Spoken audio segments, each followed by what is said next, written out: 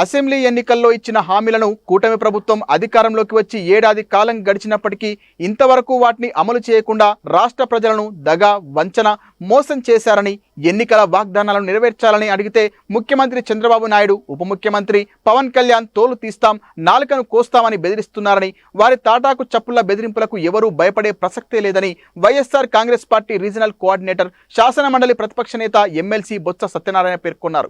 పిఠాపురం నియోజకవర్గ వైఎస్ఆర్ కాంగ్రెస్ పార్టీ కార్యకర్తల విస్తృత స్థాయి సమావేశం గొల్లప్రోల్లోని సత్యకృష్ణ కళ్యాణ మండపంలో జరిగింది.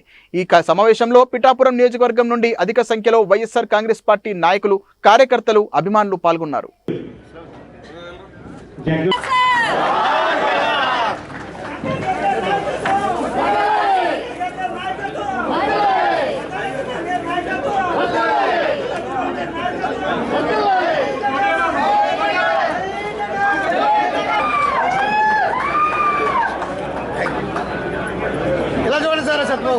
ఈ దేశంలో ఏ రాష్ట్ర ముఖ్యమంత్రి చేయలేదు.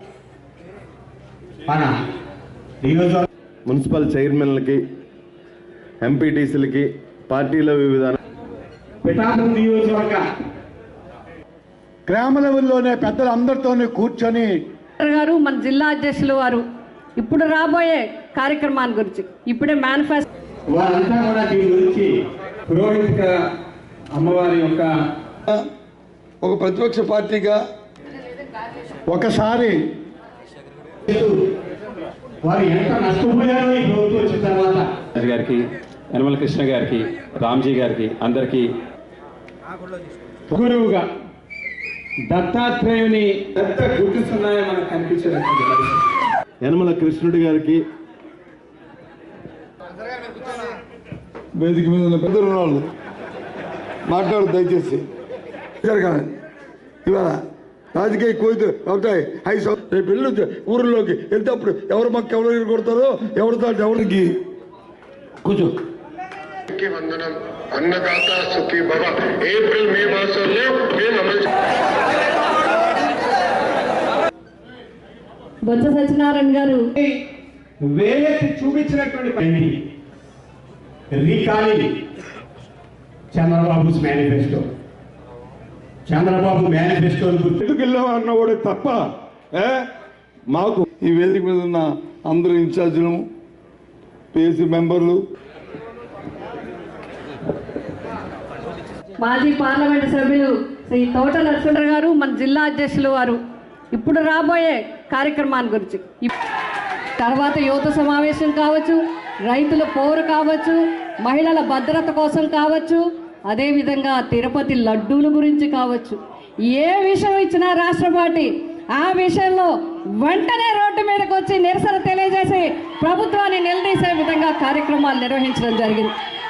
ఇవే కాకుండా స్థానిక విషయాలు సార్, స్థానికంగా రైతులకి పంట పండినా గిట్టుబాటు ధర లేక, కొనుగోలు లేక రైతులు విలువెల్లాడుతూ కళ్ళాల్లో ధాన్యం పెట్టుకుని పైన మబ్బులు పెట్టుకుని చాలా బాధపడుతూ ఎదురు చూసినప్పుడు మా జడ్పీటీసీలు, మా ఎంపీపీలు, స్థానికంగా ఉన్న పార్టీ నాయకులు అందరూ వెళ్ళి వారికి ఓదార్చి వెంటనే కలెక్టరేట్ దగ్గర అందరి దగ్గర అధికారులను నిలదీసి వెంటనే కేంద్రాలు పెట్టే విధంగా పోరాటం చేయడం జరిగింది.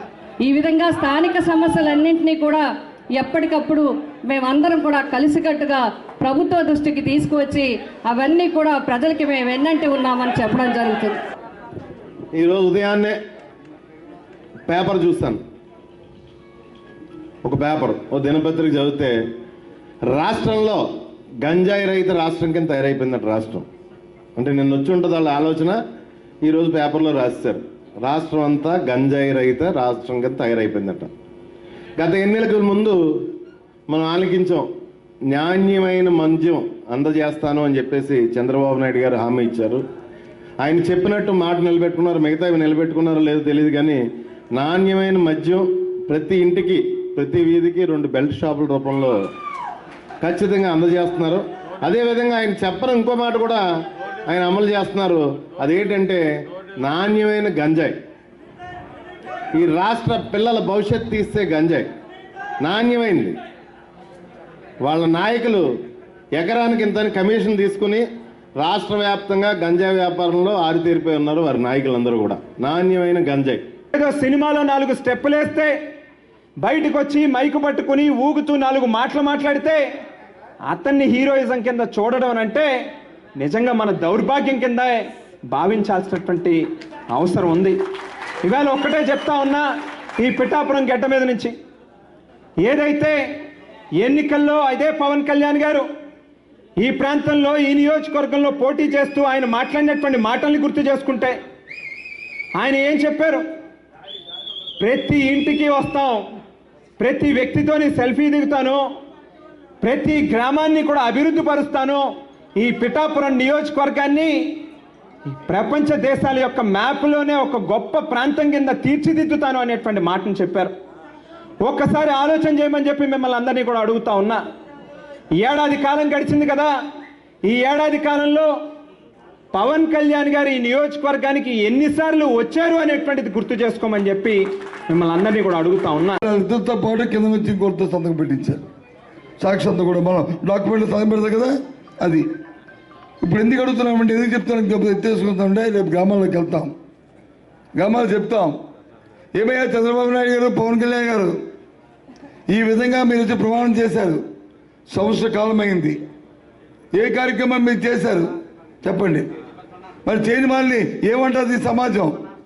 మాయ చేసిన వాళ్ళని, మా ముప్పు పెట్టిన వాళ్ళని ఏమంటుంది? ప్రజల్ని మోసం చేస్తే మీ ఇద్దరు మోసగాళ్ళు కాదా? మీ ఇద్దరు మోసగాళ్ళు కాదా? అబద్ధాలు ఆడిన అబద్ధాల కోరులు కాదా మీ ఇద్దరును? అడిగితే ఆ పక్కనంట, ఆ పెద్ద మళ్ళీ వయసు మీరిపోయింది, మళ్ళీ పెద్ద 4 సంవత్సరాలు ముఖ్యమంత్రి, నాలుగొచ్చి మందమా నీకు వచ్చి తాడ తీస్తూ ఉంటాడు ఆయన. ఈ పక్క ఆయన అంటాడు, మీ ఎమ్మెల్యే గారు అంటారు, ఇక్కడ ఉన్న స్థానిక ఎమ్మెల్యే అంటాడు, ఏంటి డిప్యూటీ సీఎం అంటాడు, పవన్ కళ్యాణ్ అంటాడు, ఏంటి స్థానిక ఎమ్మెల్యే అంటాడు, ఆయన అంటాడు మీ మక్కలు ఎరగొడుతూ ఉంటాడు. చూడండి, అంటే తాడ తీయడానికి, మక్కలు ఎరగొట్టడానికి ఇవాళ వైసీపీ కార్యక్రమంతో తయారుగా ఉన్నామా? చూస్తే చేతికి గాలి తొడుకుతున్నావా?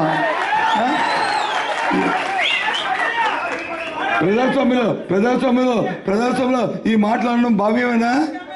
ప్రజాస్వామ్యంలో ఈ మాట్లాడడం భావ్యమేనా? ఎందుకు ఇచ్చారు మాట? ఎందుకు ఇచ్చారు మీ తాలూకు వాగ్దానం? ఇచ్చినప్పుడు చేయాలని అవసరం లేదా? ఎందుకంటే మేము అడుగుతున్నాడు, మా పార్టీ, మా నాయకుడు, మా వైసీపీ పార్టీ ఇవాళ ఎన్నికల ప్రణాళిక అంటే ఒక భగవద్గీతగా మేము తలిచాం, ఒక ఖురాన్గా మేము తలిచాం, ఒక బైబిల్గా మేము తలిచాం కాబట్టే మేము ఆ రోజు 100% ఆ కార్యక్రమం నిర్వర్తించాం కాబట్టే మళ్ళీ ఇవాళ ఇచ్చిన వాగ్దానాన్ని మేము అడుగుతున్నాం. అందుకే ఇవాళ సమావేశం పెట్టుకొని ఇవాళ ఈ కార్యక్రమాన్ని మళ్ళీ ఒకసారి గుర్తు తేవడానికి కింద ఉన్న పెద్దలు, మీద ఉన్న పెద్దలు అందరూ కూడా సమాయత్తం అవుతున్నాం ఇవాళ ఆ కార్యక్రమాని కోసమే. నీ తాటే చెప్పులకి ఏదో కొడతాను, తిడతాను, పక్కన కొడతాను, లేకపోతే జైల్లో పెడతామంటే అదిరిపోయినాడు, బెదిరిపోయినాడు ఎవడు లేడు ఇక్కడ అని మనం చేస్తాం.